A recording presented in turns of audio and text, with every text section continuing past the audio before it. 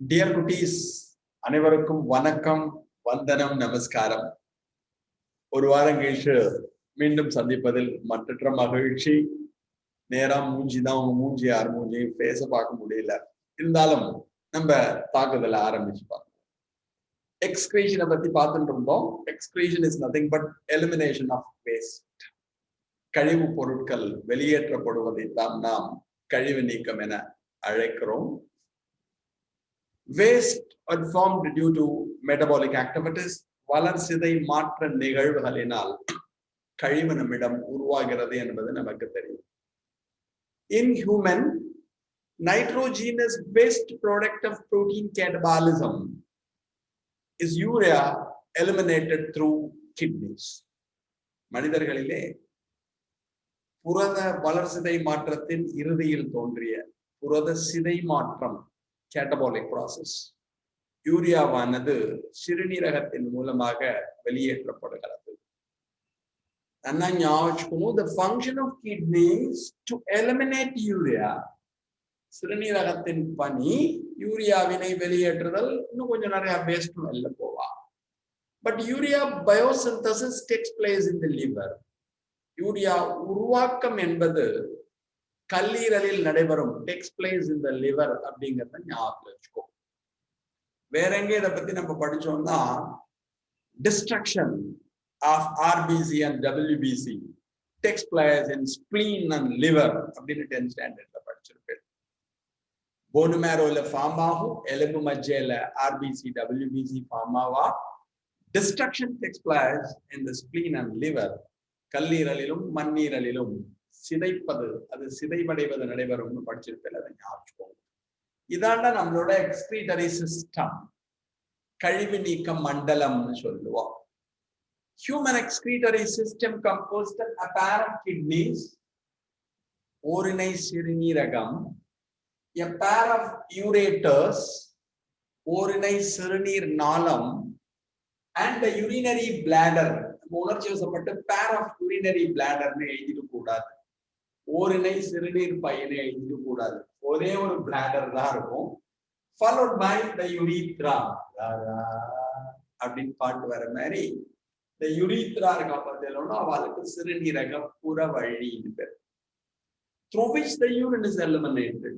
இது வழியாதான் மூச்சா வெளில போகும். மூச்சா மூச்சா மீன்ஸ் யூரின் அப்படிங்கிறத ஞாபகம் வச்சுக்கோ. You know the chemistry of urine 10th standard லே படிச்சிருப்பேன். நம்ம மூச்சாவோட கெமிஸ்ட்ரி, சிறுநீரின் கெமிஸ்ட்ரி தெரியும். It chemically composed of 96% of water, 2% of urea and 2% other metabolic waste னு படிச்சிருப்பேன். 96% நீரும், 2% யூரியாவும், 2% பிற வேஸ்ட் கழிவு பொருட்களும் இருக்கும் அப்படின்னு உனக்கு தெரியும். அது திணிப்பா போயிடக்கூடாது. If we eliminate urine with glucose, then we are affected by a disease called diabetes mellitus. நம்முடைய சிறுநீருடன் குளுக்கோஸ் வெல்ல போச்சு, ஸ்வீட் யூரின் நம்ம பாஸ் பண்ணோம்னா நமக்கு வந்திருக்க வியாதிக்கு பேரு டயாபெட்டிஸ் மெலிட்டஸ், நீரிழிவு நோய்னு சொல்லுவாங்க. Sometimes we eliminate more water with urine. நம்முடைய சிறுநீருடன் அதிக அளவு நீரானது வெளியேறும். Diabetes insipidus. இது ரெண்டையே சொல்றேன்னா நம்ம already endocrine system, chemical coordination, நாளமில்லா சுரப்பி தொகுப்பு படிக்கிறப்ப, islets of Langerhans, insulin hormone படிக்கிறப்ப, hyposecretion of insulin causes diabetes mellitus. அதாவது இன்சுலின் குறைவாக சுரந்தால் நமக்கு டயாபெட்டிஸ் மெலிட்டஸ் நீரிழிவு நோய் வரும். we eliminate urine with glucose. நம்முடைய சிறுநீருடன் குளுக்கோஸ் வெளியேறும்னு படிச்சோம். அதே மாதிரி ஆன்டி டயோரெட்டிக் ஹார்மோன் ஒரு வாசோப்ரெஸ்ஸின் நம்மளோட பிட்யூட்டரி கிளாண்ட்ல. ஏன்னா இதெல்லாம் வரப்ப நீ என்ன படிச்சியோ, மூச்சா வரப்ப என்னென்னலாம் படிச்சோங்கிறத நீ ஞாபகம் வச்சுக்கணும். ஹைப்போசெக்ரேஷன் ஆஃப் ஆன்டி டயோரெட்டிக் ஹார்மோன் ஒரு வாசோப்ரெஸ்ஸின். ஆன்டி டயோரெட்டிக் ஹார்மோன் அல்லது ADH, வாசோப்ரெஸ்ஸின் ஆனது குறைவாக சுரக்கின்ற சமயத்தில் we eliminate urine with more water. நம்முடைய சிறுநீருடன் அதிக அளவு நீரானது வெளியேறும். diabetes insipidus படிப்பேன், diluted urine அப்படின்னு படிச்சிருப்பேன். சிறுநீருடன் அதிக அளவு நீர் வெளியேறுவது diabetes insipidus nu padichirupel. You know the role of ADH. The main function of ADH is osmoregulation. நம் உடலிலே நீர் சமநிலை சீராக இருப்பதற்கு உதவுவது ADH, antidiuretic hormone. பிட்யூட்டரியில நியூரோ ஹைப்போஃபைசிஸ் செக்ரீட் பண்ணுன்னு படிச்சிருப்பேன்.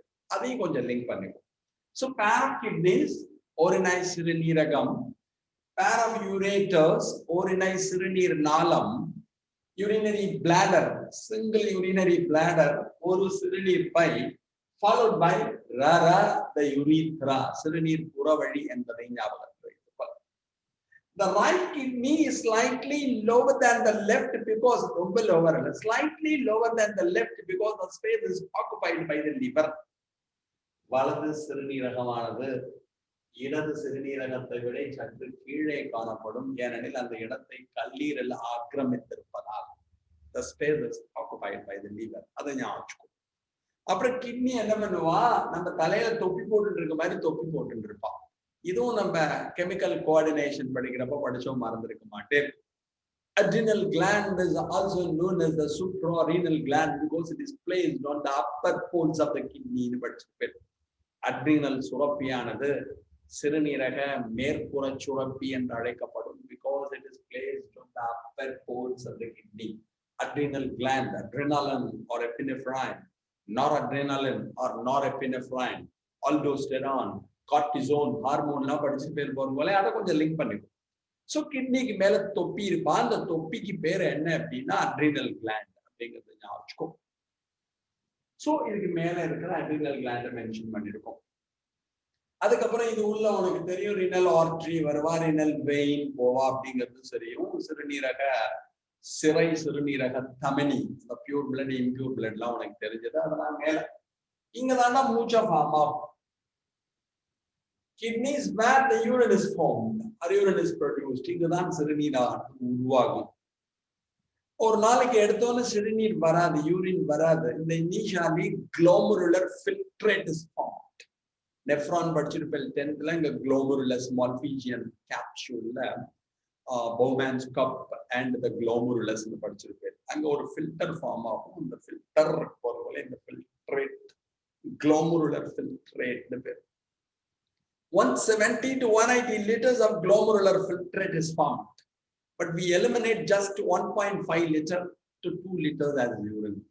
ஒரு நாளைக்கு நம்மளோட கிட்னில கிட்டத்தட்ட 170 to 180 liters glomerular படி திரவம் ஃபார்ம் ஆகும்.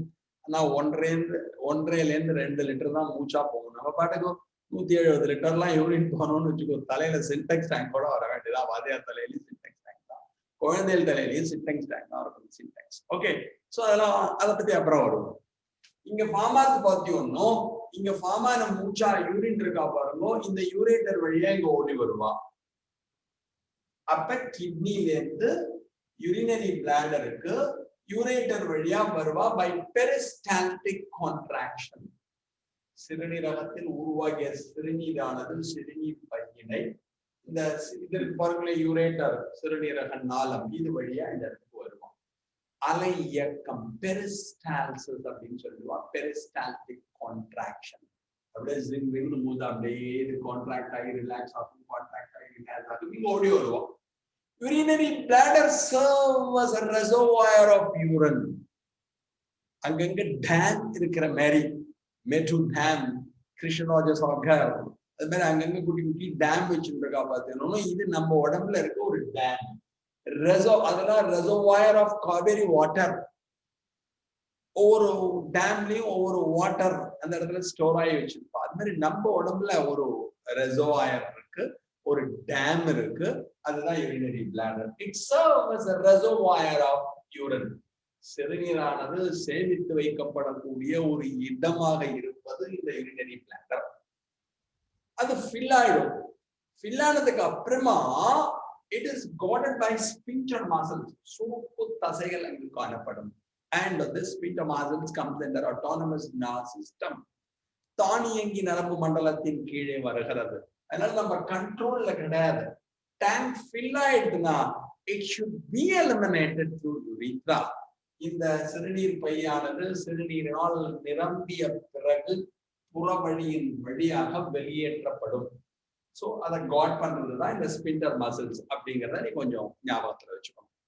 இது எங்க இருக்கும் அப்படின்னா நம்மளோட அப்டோமினல் கேவிட்டி, பாடி கேவிட்டியை ரெண்டா பிரிச்சிருக்கா. ஒன்னுக்கு பேரு தோராக்ஸ்னு பேரு, இன்னொன்னுக்கு பேரு அப்டமன் பேரு. தொப்பால் அப்டோமினல் கேவிட்டியில it is the innermost organ.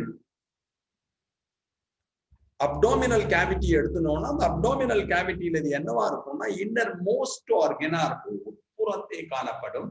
நம்மளோட வெர்டிபிரல் காலம் படிச்சிருப்பேன், முதுகெலும்பு தொடர் பின்னாடி வந்து போறவங்களே முதுகெலும்பு.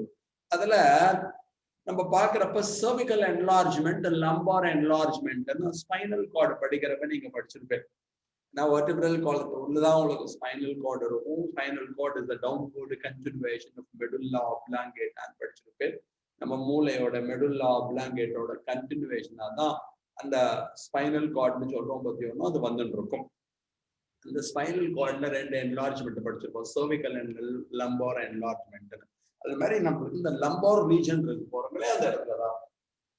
ஸோ இதை நீ முக்கியமா ஞாபகம் வச்சுக்க வேண்டியது வெரி இம்பார்ட்டன்ட். இது பேசிக் ஐடியாடா.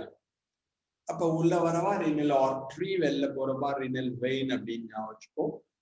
சிறுநீரக சிராய், சிறுநீரக தமனி, சிறுநீரக தமனி அப்படின்னா ஆர்ட்ரி, வெயின். அது இது ஜெனரலா பேசிக் ஸ்ட்ரக்சர் எல்லாம் சின்ன கிளாஸ்ல நீ படிச்சதுதான். வெயிட் எடுத்து மேல வச்சுக்கோங்களேன். இது 120 to 170 கிராம்ஸ் சொல்றான். It may differ. 120 to 170 grams ஒரு கிட்னியோட வெயிட் இருக்கலாம். இதனுடைய டைமென்ஷன் கொடுக்குறப்ப என்ன கொடுத்துருக்கா அப்படின்னா 10 to 12 சென்டிமீட்டர் லாங், 10ல இருந்து 12 சென்டிமீட்டர் நீளம் இருக்கலாம். 5 to 7 சென்டிமீட்டர் வித், 5ல இருந்து 7 சென்டிமீட்டர் அகலம் இருக்கலாம். 2 to 3 சென்டிமீட்டர் இன் திக்னஸ், தடிமன் எடுத்துட்டேன்னா 2 to 3 சென்டிமீட்டர் திக்னஸ் இருக்கலாம். இது basic idea about the excretory system. இங்கதான் யூரின் ஃபார்ம் ஆகும், சிறுநீர் உருவாகும். Here the urine is temporarily stored. இங்குதான் தற்காலிகமாக சேமித்து வைக்கப்படும். Through urethra it is eliminated. சிறுநீர் புறவழியின் வழியாக வெளியேற்றப்படும். இந்த வெளியேறதான் நம்ம யூரின் சொல்லுவோம்.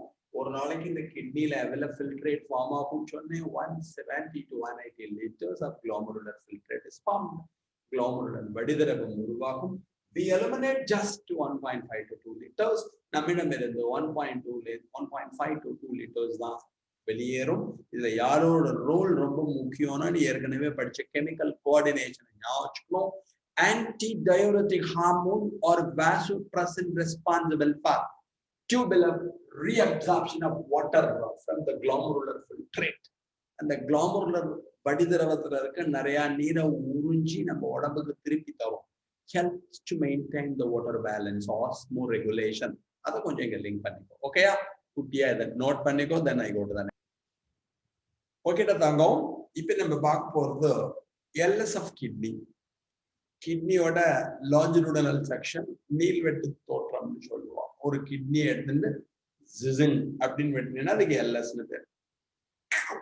அப்படி வெட்டினேன்னா அதுக்கு டிஎஸ்னு பேர். Generally it is known as cross section. anatomy படிக்கிறப்ப படிச்சிருப்பேன். The study of internal structure of plant and animal parts is said to be anatomy. தாவர அல்லது விலங்குகளின் உள்ளமைப்பினை படித்தல். அத by taking cross section அப்படின்னு சொல்லுவோம். குறுக்காகவோ அல்லது நீளாகவோ வெட்டி. இதான் நம்மளோட கிட்னி. இவ்வளவு பெருசா இருக்காது, பயந்து போயிடாத. நான் ஏற்கனவே வெயிட் சொன்னேன், 120 to 170 கிராம்ஸ் வெயிட் இருக்கும்னு சொன்னேன். நீளம்லாம் எப்படி இருக்கும்னு சொன்னேன். 10 to 12 சென்டிமீட்டர் லாங், 10ல இருந்து 12 சென்டிமீட்டர் நீளம் இருக்கும். 5 to 7 சென்டிமீட்டர் வித், 5ல இருந்து 7 சென்டிமீட்டர் அகலம் இருக்கும். 2 to 3 சென்டிமீட்டர் திக்னஸ், 2ல இருந்து 3 சென்டிமீட்டர் குண்டா இருப்பா. இதை சுத்தி ஒரு கவர் இருக்கும்டா கிட்னி. இப்ப நம்ம எப்படி ஷர்ட்லாம் போட்டு நம்மள ப்ரொடெக்ட் பண்ணிக்கிறோம். ஏற்கனவே படிச்சிருப்பேன், பிரைனை சுத்தி இருக்கிற வாழ்க்கை மெனென்ஜஸ்னு பேர். மூளை சவ்வுகள், பயாமேட்டர், அரக்னாய்டு மெம்பரேன் அண்ட் டியூரா மேட்டர்னு படிச்சிருக்கேன். இது வரப்ப அதெல்லாம் கொஞ்சம் ஞாபகம். ஹார்ட்டை சுத்தி பெரிகார்டியம், இதயத்தை சுத்தி பெரிகார்டியம் படிச்சிருக்கேன். லங்ஸை சுத்தி pleura, lungs protected by pleura, நுரையீரலை சுத்தி ப்ளூரா. அது மாதிரி கிட்னியை சுத்தி இருக்கிற கவருக்கு பேர் கேப்சூல் அப்படின்னு சொல்லுவாங்க. Okay, the outer part of the kidney is said to be the cortex and the inner part is said to be medulla. வெளியில இருக்கிறத கார்டெக்ஸ் புரணி என்று சொல்லுவோம். உள்ள இருக்கிறவாளுக்கு மெடுல்லா பேர். யூரேட்டர் ஏற்கனவே சொன்னேன் பார்த்தோம். இதான் யூரேட்டர், சிறுநீர் நாளம்னு சொல்லுவோம். அவ வந்து இந்த கிட்னில ஒரு இடத்துல மீட் பண்ணுவான். அந்த மீட் பண்றா பார்த்தீங்கன்னா அதுக்கு பேர் ஹைலம் பேர். இந்த ஹைலம் இங்க குறிச்சு வச்சிருப்பேன். அப்புறம் இந்த இடத்துல ஹைலம் குறிச்சிருப்பேன். அப்ப யூரேட்டர் எந்த இடத்துல வந்து கிட்னியோட ஜாயின் பண்றாலோ இந்த நாட்ச்ல, இந்த நாட்சுக்கு பேர் ஹைலம் பேர். Technically says notch in the inner concave surface of the kidney. சிறுநீரகத்தின் உட்புறத்தை காணப்படுகின்ற அல்லது யூரேட்டர் சிறுநீரகத்தோட எங்க ஜாயின் பண்றாலோ we are calling it as hilum. அப்ப கேப்சூல் ஞாபகம், அவுட்டர் பார்ட் கார்டெக்ஸ் ஞாபகம், இன்னர் பார்ட் மெடுல்லா ஞாபகம், புரணி மெடுல்லா, இது யூரேட்டர் சிறுநீர் நாளம், இது கிட்னியோட எங்க கனெக்ட் ஆனாலோ அந்த ஏரியாவை நம்ம ஹைலம் அப்படின்னு வச்சுக்கணும். அப்புறம் என்ன ஆகும்னா அந்த ஹைலம் இருக்கு பாருங்க, இது ரொம்ப முக்கியம். உள்ள போயிட்டு இது ப்ராடா ஒரு ஃபெனல் ஷேப்டு டிப்ரெஷனை ப்ரொடியூஸ் பண்ணும், ஆர் ஃபெனல் ஷேப்டு ஸ்பேஸை ப்ரொடியூஸ் பண்ணும். So the broad funnel shaped space present in the kidney, இந்த ஏரியாவுக்கு போற போல இதுக்கு பேர் ரினல் பெல்விஸ் பேர், பெல்விஸ் என்று அழைப்பார்கள்.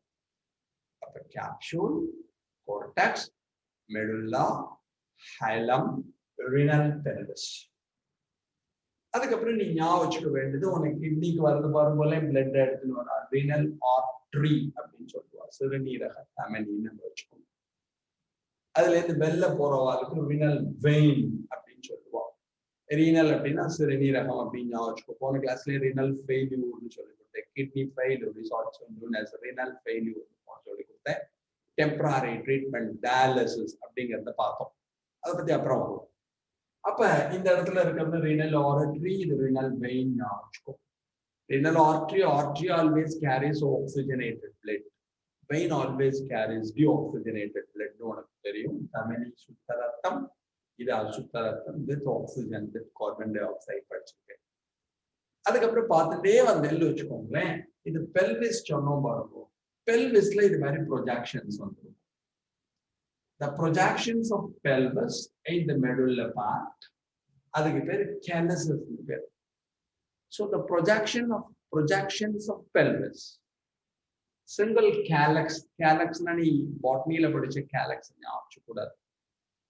The flower with calyx, corolla, androecium and gynoecium னு படிச்சிருக்கேன். புள்ளி வட்டம் அப்படின்னு சொல்லுவா. The main function of calyx is to protect the flower in the bud stage னு படிச்சிருக்கேன். மலர் மொட்டினை பாதுகாப்பதற்கு வெளியில் இருக்கக்கூடிய புள்ளி வட்டம் உதவும். அது இல்லை, the calyces singular calyx அப்படின்னு கொடுத்துருக்கோம். அப்ப projection of pelvis in the medulla part is said to be the calyces. அதுக்கப்புறம் எடுத்துட்டோம்னு வச்சுக்கோங்க, இதான் கார்டெக்ஸ் சொன்னோம், இதான் மெடுல்லா சொன்னோம். இந்த ஏரியா பாருங்க, இந்த ஏரியா பாருங்க, இந்த ஏரியா பாருங்க, இந்த ஏரியா பாருங்க. இந்த மெடுல்லா ரீஜன்ல இது மாதிரி ஸ்ட்ரக்சர்ஸ் இருப்பா. They are known as renal pyramids. Technically says the conical masses projecting into the calyces. The conical masses என்ன பண்ணுவா, projecting into the calyces. இவா இருக்கா பார்த்தீங்கன்னா இவா அத்தனை பேருக்கும் பிரமிட்ஸ், renal pyramids சொல்லுவா. இது ஒரு பிரமிடா, இது ஒரு பிரமிடா, இது ஒரு பிரமிடா, இது ஒரு பிரமிடா, இது எல்லாத்தையும் ஞாபகம். இந்த பிரமிடுக்கு நடுவில் பாருங்க, see this area, the extension of cortex between the medullary pyramid. இந்த பிரமிடுகளுக்கு இடையே ஸ்பேஸ் இருக்கு பாருங்க, அங்க projections of this cortex is change. So the extension of cortex in between the medulla in the area இருக்கு பாருங்க, the renal columns of Bertini அப்படின்னு சொல்லுவோம். Renal columns of Bertini. உங்க இங்கிலீஷ்ல Bertini அப்படின்னு சொல்லுவா, தமிழ்ல பெர்டினியின் தூண்கள் சொல்லுவோம். இது பார்க்கறதுக்கு தூண் மாதிரி இருக்கான், காலம் சொல்றோம் பார்த்தோம், அது மாதிரி இருக்கான். இப்ப இதுதான் நம்ம ஜெனரலி தெரிஞ்சுக்கணும். கார்டெக்ஸ் மெடுல்லா இந்த ஏரியால தான் உனக்கு தெரியும் இந்த structural and functional unit of the kidney nephrons are present and each kidney possesses more than 1 million nephrons படிச்சிருக்கேன். இந்த கிட்னி உள்ளதான், சிறுநீரகத்தின் உள்ளதான், அதனுடைய செயல் அலகாகிய நெஃப்ரான்கள் காணப்படும். இந்த ஸ்ட்ரக்சுரல் அண்ட் ஃபங்க்ஷனல் யூனிட், அமைப்பு மற்றும் செயல் அலகு, they are mainly responsible for the production of urine. சிறுநீர் உருவாவதில் அதனுடைய பணி முக்கியம். Each kidney with more than 1 million nephrons, ஒவ்வொரு சிறுநீரகத்தின் உட்புறத்தையும் 1 பில்லியனுக்கும் மேற்பட்ட நெஃப்ரான்கள் காணப்படும். இந்த டேர்ம்ஸ் நான் தெரிஞ்சுக்கணும். அப்ப என்னென்ன? ஃபர்ஸ்ட், இது யூரேட்டர், சிறுநீர் நாளம். இது கிட்னியோட எங்க மீட் பண்றாலும் இந்த கான்கேவ் ரீஜன் ஒன்னும் இந்த ஏரியாவை நம்ம என்ன சொல்லுவோம்? ஃபர்ஸ்ட் சொன்ன ஹைலம். அப்புறம் இந்த ஹைலம் ஒன்னும் உள்ள போய் இது மாதிரி broad funnel shaped space produce பண்ணும். அந்த பிராட் ஃபனல் ஷேப்ட் ஸ்பேஸ் புனல் வடிவில் காணப்படுகின்ற ஒரு பாகம். இதுக்கு ரினல் பெல்விஸ் அப்படின்னு.